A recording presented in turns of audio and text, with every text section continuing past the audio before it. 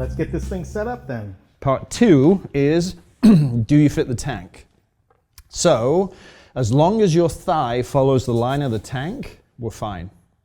Because when you corner, generally, you move your bum across and you flex your heel. So, now you're locked in. You have to lock in on the first or forward half of your thigh. So, the placement of the peg for your inseam is perfect. Yeah. For me, it's going to be a nightmare. It's way, way, way too high for me. My inseam's 30 inches. So I'm going to struggle here. My knees are going to be up here against this, so it's going to be really uncomfortable. And then as far as the brake lever goes, relax, center yourself in the bike again. All right, go for the rear brake. If you're going to press the brake lever, your foot shouldn't be up, right? We're not biomechanically made for this, we're made for that. So I should do... So you would lower the brake lever. Okay. The other part is put the ball of your foot on the brake lever and put it where you ideally. Right. So the bar, the foot peg is right under the middle of your heel. So move your foot back, please. Keep going. That's where it, well, right there is where it should be. Now, where's the brake lever? Right on my toe. Is that okay? Yeah. Because if you put your heel there, you're going to have to push down. If your heel is against the stop, then it's much more natural. So what's your foot size? 9. Okay. So somewhere between an 8 and a 10, or maybe a 7.5 to a 10.5, it's probably going to work if you're outside of that. What if you're a 13? Oh, your feet are going to be... Well, the ball of your foot's going to be close to the foot peg because your toes are so long. Right. So fitment there on the rear brake is, if you ride a lot and you do with the rear brake, that's critical. What about the shifter? We use that 50 times more. So yeah. Square up. How's the shifter fit you? The shifter needs to be lowered. Who's it set up for? Nobody. Nobody. Get to work. Roll your sleeves up. Take the time to figure out what you have and do this. If you're looking at bikes, you have to take your tape measure. You want to be left alone in the showroom? Oh, wonderful. You're going to measure sag for me. This is going to be great. Phone call. Sorry. Got to go. But take somebody with you and figure out what you've got for sag and everything else. And the fitment, you can feel. Where's my head? Where are my eyes? Does it fit my foot? Is the angle right? What do I need to do with the shifter? Because that shifter gap, right, is not made for one shoe size. No. If you're inside or outside of that shoe size, you need another shifter, which is what I did to the MV Augusta. I just bought a shifter where the toe piece moves backwards and forwards. Now I can fit it to me. I didn't buy anything else. I didn't need anything else. So in that regard with this, right now, you need handlebars pushed back. You need the levers moved. You need an offset in the handlebar ideally. The back of the bike needs to be stiffened up, but the spring's too soft. Cost of investment right now is sitting at an offset. You can keep that bar and a shock spring. So you're in another $400 right now to make it right for you without touching the suspension yet. So I want to ride my bike. You keep talking about this other stuff and my levers, and I want to get out and I want to ride this thing. What do we got to do? Tough. Off. Remember that piece about chassis balance? Yeah. All right, so if we can focus in on the rear shock and the spring here, the winds between the spring, are they identical? I want to say no. You'd be correct. Where is the narrow end, at the bottom or the top? The bottom. Okay, so we can see it's a much thinner gap here than up here. Correct. And the spring itself is reasonable in shape, but when a spring has offset gaps, that means it's progressive, and every motorcycle will have a spring some way or other where the coils are closer on one end, or it's narrower on one end, or fatter on the other. So the purpose of that is when you lean on it, it's soft. It just immediately gives. So when we're riding on the road, because there are so many imperfections, you don't want your teeth chipped, and you don't want to wear a kidney belt. You save that for the dirt. So in this instance, just slow movements. The shock moves easily, and if you hit a big bump, it will still absorb it, but when it hits a big bump, it kicks. So where are you going? I'm going to get... Right. So we have a rebound screw down here, and all that does is regulate flow. So at this point, that's jumping. So did I pick my screwdriver up? No, it's right there. So the analogy just goes straight back to a kitchen sink, which is very easy for anyone to understand. Whether your tap is round or whether your tap is a lever itself. Where's maximum flow in the kitchen? We don't care. We couldn't care less. You might put that lever halfway up and that truly is maximum flow, but we whack it all the way up. As a kid, you throw that tap on as far as it'll go and you put your face under it and maybe you turn it off before you run out. On a motorcycle, we have oil. Oil ages. As it ages, it gets thinner when it gets hotter.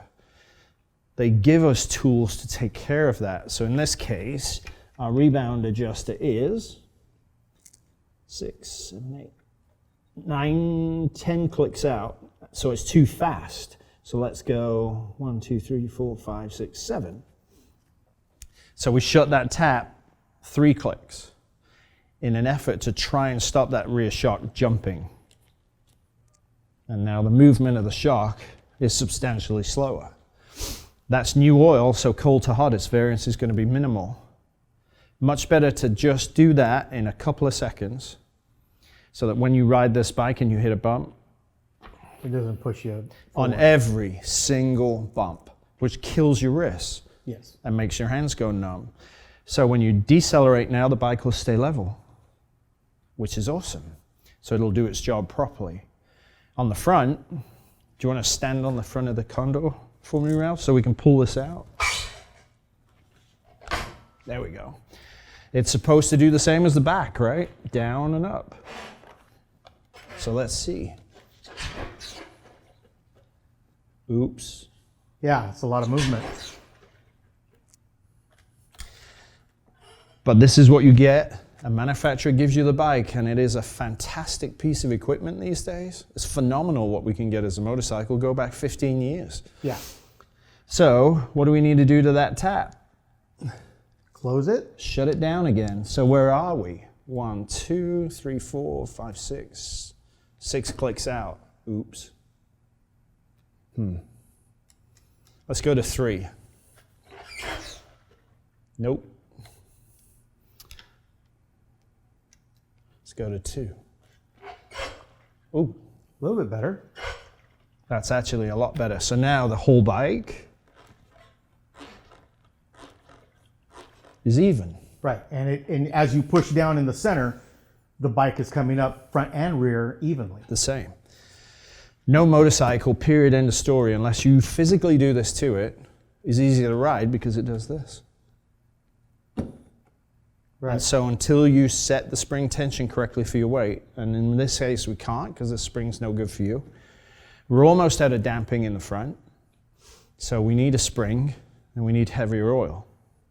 Okay. Full coil's $20, a rear spring's $150, and a handlebar offset, and we're done. So you can go break it in, suffer in pain and misery, enjoy it all, soak it up, and at that 600-mile service, if you've got the time and the finances, handlebar offset is number 1. Right. Because if you are tired and fatigued, your concentration's gone, that's when you get hurt.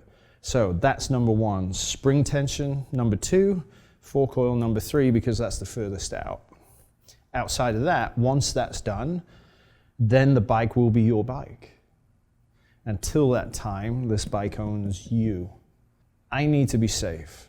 And without balancing the bike out and setting it up correctly for ergonomics and weight, you're just along for the ride. And it is a miserable experience. 400 videos, hours, 10, 15 years No. of experience. 25. 25 years of experience at DaveMossTuning.com. This bike is almost mine. Almost. Almost. $400. She'll be right. And the good thing about these forks, where rebound is one leg, you only need the thicker oil in that leg. So it's half the cost. Which is what I posted up on Facebook this week, and is the Friday question on Dave Moss Tuning, is when rebound is in one leg and compression is in the other leg, you can run 2 different viscosities. because that leg does one job, this leg does the other job, and they balance each other out. Beautiful. Even cheaper. Even cheaper. No springs, no cartridges, no $2,000 inserts. No. I'm closer and closer to that blingy exhaust. Right? Sure. All right. Dave Moss. Ralph, man, that was really interesting to see what a few turns of the screw could do. A huge difference. Yeah, definitely. And, you know, all this is accessible at DaveMossTuning.com. You shouldn't be afraid because you can always adjust something and adjust it right back. But experimenting with your bike, he really encourages that, and writing down what you do, what you change, what changes you make. Yeah. That way you can go back and set it if it doesn't work out for you. That makes a lot of sense. You guys, if you're tuning your own suspension at home, I mean, is this something you feel comfortable with? Is this something you haven't ever touched? You know, let us know if you have any questions or anything like that. You know, we'd be happy to try and help. If not, we'll forward you on to Dave Moss because, like Ralph said, Dave Moss Tuning has got loads and loads of information. What has he got, 25 years? 25 years. He's Very worked good. with Moto 3 professional teams. He's a private coach. He's a racer. So he's got a lot of knowledge in 25 years of how motorcycles work. Now, obviously that Shiver 900 is a little bit of a special case just for the fact that it has so many options for Right. adjustment. You know, what's somebody supposed to do if they've only got preload on the rear and nothing on the front? You know, Dave was going to tell us oil. Oil is the cheapest and fastest way to change your suspension. You can get the weight specs from Bell Ray Lubricant Advisor, and it'll tell you what the factory puts in there, and then you can go up from there. So if you got 5 weight, you can go with 10 or 15, and that'll help stiffen up the suspension. Awesome. All right. Yeah. Well, if you guys want to hear more about that, be sure to stay tuned for the next installment.